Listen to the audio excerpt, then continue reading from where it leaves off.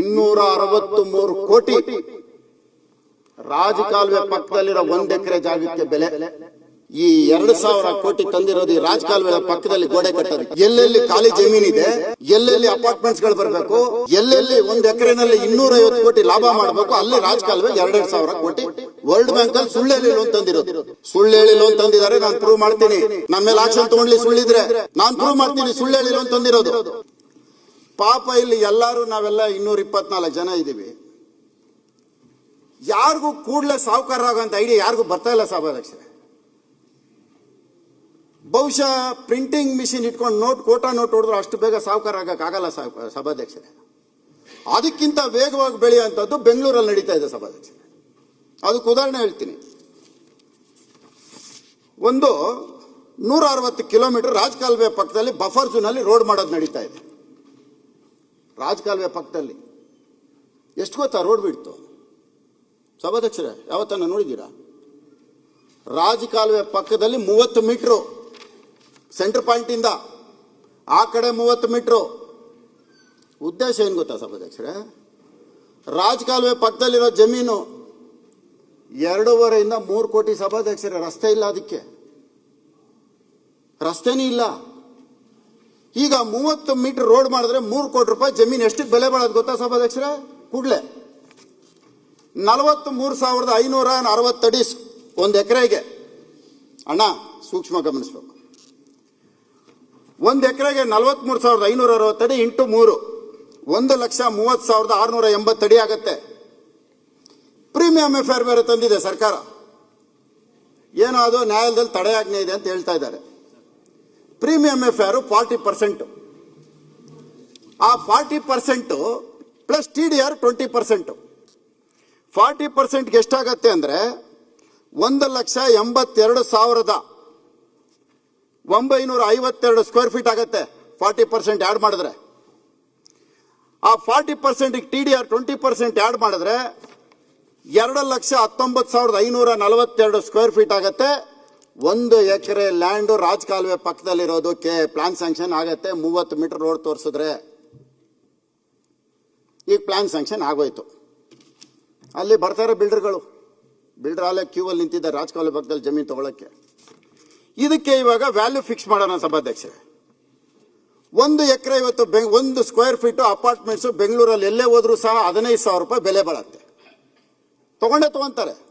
ಅದು ಉತ್ತರ ಭಾರತವ್ರು ತಗೊಂತಾರೋ ದಕ್ಷಿಣ ಭಾರತದಲ್ಲಿರೋರು ತಗೊಳ್ತಾರೆ.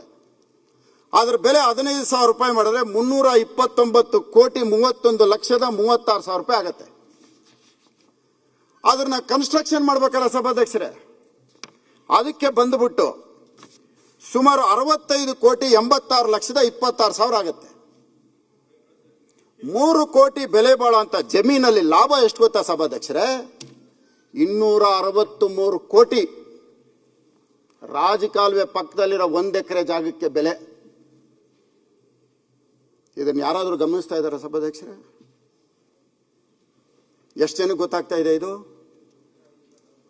ಯಾರಾದರೂ ಒಂದಿನ ಯೋಚನೆ ಮಾಡಿದಾರ? ಇದ್ರ ಜೊತೆಯಲ್ಲಿ 263 ಕೋಟಿ ಇದು. ಈಗ ರಾಜಕಾಲುವೆಗಳಿಗೆ ನಾವು ದುಡ್ಡು ಕೊಡ್ಬೇಕಲ್ಲ ಸಭಾಧ್ಯಕ್ಷರೇ, ತಡೆಗೋಡೆ ಕಟ್ಟಬೇಕಲ್ಲ. ಆ ದುಡ್ಡು ಎಲ್ಲಿಂದ ತರೋದು? ಅದಕ್ಕೂ ದುಡ್ಡು ಬೇಕಲ್ಲ. ಈಗ ತಡೆಗೋಡೆ ಕಟ್ಟಬೇಕಲ್ಲ, ಒಂದು ದೊಡ್ಡ ಕಾಂಕ್ರೀಟ್ ವಾಲ್ ಮಾಡಿ 30 ಮೀಟರ್ ರೋಡ್ ಮಾಡಿ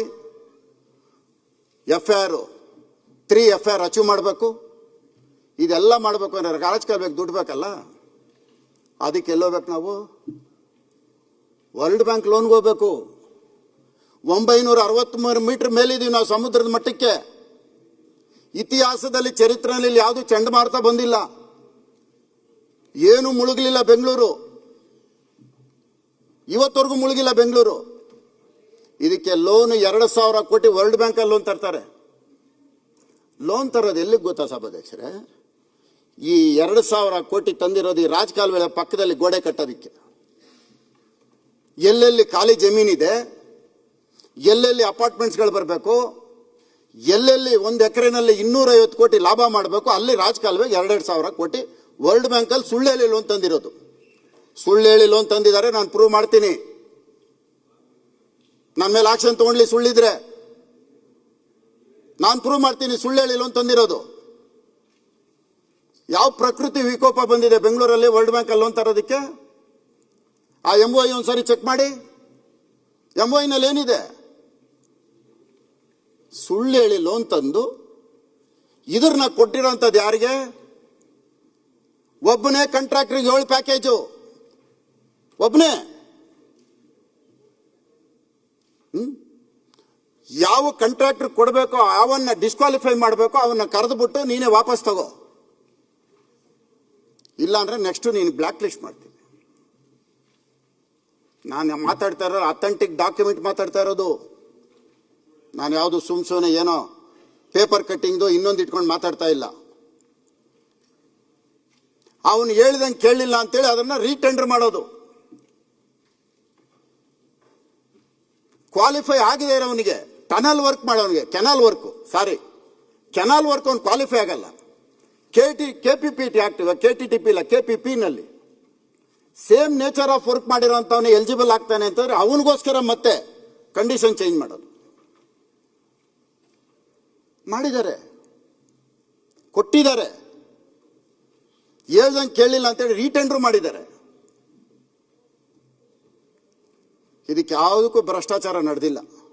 ಆವಲೇ ಸತೀಶ್ ರೆಡ್ಡಿ ಹೇಳಿದಕ್ಕೆ ಒಂದು ಮಾತು ಹೇಳಿದ್ರಿ, ಇವೆಲ್ಲ ಭ್ರಷ್ಟಾಚಾರ ನಡೀದೆ, ಪ್ರಾಮಾಣಿಕವಾಗಿ ನಡೀತಾ ಇರೋಂಥದ್ದು. 7 ಟೆಂಡರ್ ಒಬ್ಬರೇ ಹಾಕೋದು, ಒಬ್ಬನಿಗೆ ಅವನಿಲ್ಲಿ ಇವನಿಲ್ಲಿ,